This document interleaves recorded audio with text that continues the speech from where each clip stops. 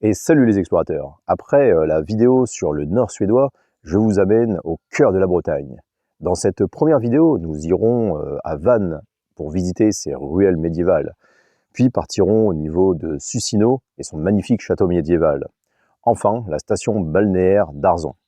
Dans une deuxième vidéo, Carnac et ses alignements seront au programme, mais aussi la presqu'île de Quiberon et la côte sauvage, et enfin, les conseils du flot. Alors suivez-moi.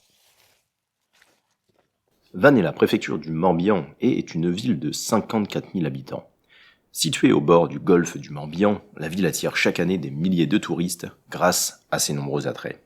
Je vous invite à vous balader dans les petites rues piétonnes de la vieille ville de Vannes. Vous verrez de nombreux bâtiments assez insolites, notamment cette maison avec Vannes et sa femme, deux sculptures emblématiques de la ville.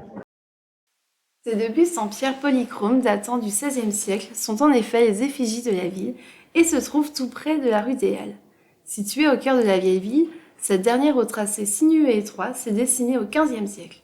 Cette voie parmi tant d'autres est typique des rues médiévales avec ses maisons à colombages dont l'architecture a longtemps été le théâtre de compétition entre bourgeois et aristocrates. Vous verrez que cela rend cette grande artère commerçante vraiment jolie et qu'il fait bon y flâner à votre guise, tout en admirant les maisons aux couleurs éclatantes. Alors n'hésitez pas à déambuler comme bon vous semble dans ces petites rues pleines de trésors cachés. À Vannes, vous trouverez aussi de nombreux bâtiments que vous pouvez visiter. C'est le cas par exemple de l'église Saint-Paterne qui se trouve juste derrière moi et que nous allons visiter tout de suite.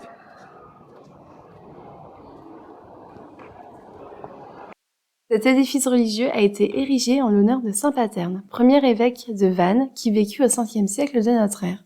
Le style baroque, assez austère de l'extérieur, contraste avec le mobilier beaucoup plus riche et les belles sculptures en chêne massif qu'on trouve au niveau du chœur.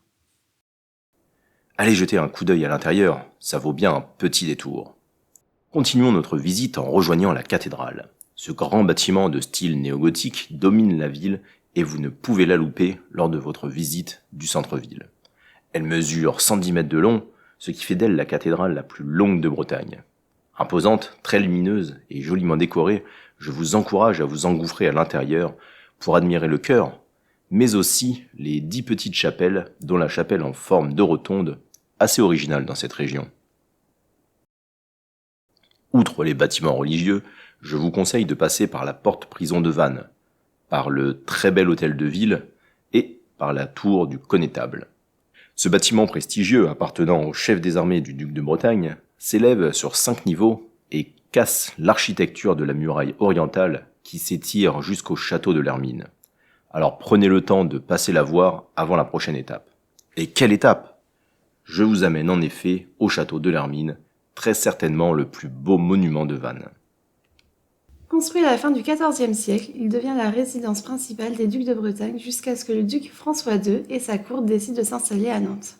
Entièrement détruit, le château qu'on voit aujourd'hui est en fait un hôtel particulier de la fin du XVIIIe siècle, qui se marie parfaitement avec les murailles qui l'entourent. Parmi les incontournables de la ville, le jardin à la française en contrebas permet de profiter des superbes points de vue sur le château et vous balader dans ce petit coin de verdure au cœur de la vieille ville. En vous promenant dans le jardin, longez la Marle jusqu'aux anciens lavoirs publics dits de la Garenne. Ces derniers, bâtis à la fin du XVIIIe pour faire face à l'affluence des lavandières, sont assez originaux avec leurs galeries couvertes d'ardoises et valent vraiment le coup d'œil. Une autre visite très intéressante qu'on peut faire juste autour de Vannes est bien sûr le château de Sucino que vous voyez juste derrière et que nous allons visiter tout de suite.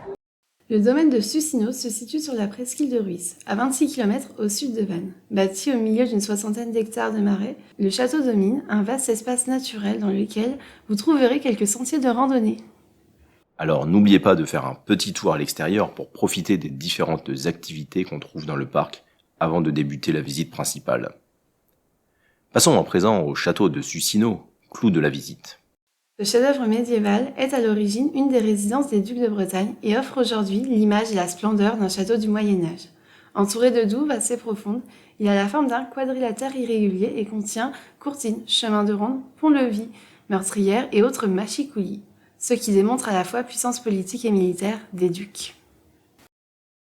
Traversons donc le pont-levis pour débuter la visite.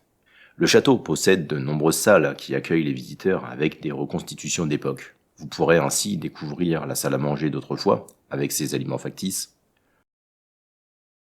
une salle d'armes présentant d'étonnantes arbalètes, la chapelle oratoire, et bien d'autres encore. La visite est très ludique, avec de nombreuses animations, allant de jeux de société d'époque à des maquettes montrant l'évolution du château du XIIe siècle à nos jours, en passant par des récits sur la légende arthurienne.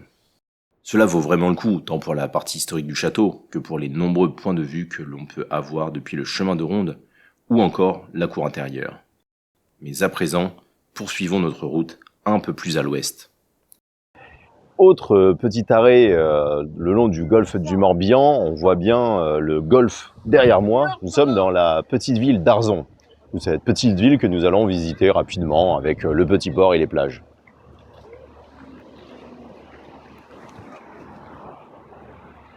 Cette petite station balnéaire est en effet une place de choix pour admirer le golfe du Morbihan et ses jolies plages. Je vous conseille d'emprunter le chemin de la Corniche qui longe le littoral depuis la plage de Port-Navalo pour profiter de la vue sur la mer jusqu'au port de Plaisance et aux phares qui valent tous les deux le coup d'œil. Le Morbihan est vraiment un département riche en histoire et je vous amènerai dans une prochaine vidéo 4000 ans en arrière pour découvrir les alignements de Carnac. Kenavo!